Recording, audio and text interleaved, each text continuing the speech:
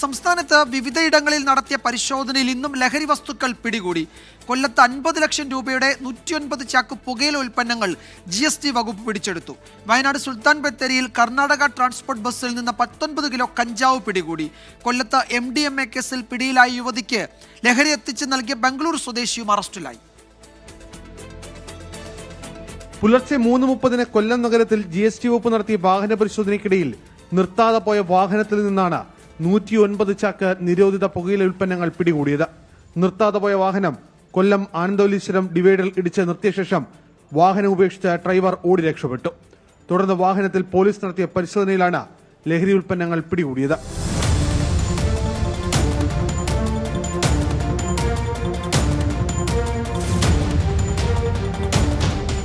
വയനാട് സുൽത്താൻ ബത്തേരിയിൽ കർണാടക ട്രാൻസ്പോർട്ട് ബസ്സിൽ നിന്ന് കഞ്ചാവും പിടികൂടി.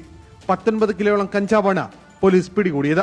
കോടഞ്ചേരി അടിവാരം സ്വദേശി കെ ബാബു, വിരാജ്പേട്ട സ്വദേശി ജലീൽ എന്നിവരാണ് അറസ്റ്റിലായത്. കൊല്ലത്ത് 96 ഗ്രാം MDMAയുമായി യുവതി പിടികൂടിയ സംഭവത്തിൽ ബാംഗ്ലൂർ സ്വദേശിയെ ശക്തികുളങ്ങര പോലീസ് അറസ്റ്റ് ചെയ്തു. സെയ്ദ് അർബാസാണ് ശക്തികുളങ്ങര പോലീസിന്റെ പിടിയിലായത്. ഇയാളിൽ നിന്ന് വാങ്ങുന്ന ലഹരി ഉൽപ്പന്നങ്ങൾ കൊല്ലം നഗരത്തിലെ വിവിധയിടങ്ങളിൽ യുവതി എത്തിച്ചുവെന്നും പോലീസ് കണ്ടെത്തിയിട്ടുണ്ട്. 24 കൊല്ലം.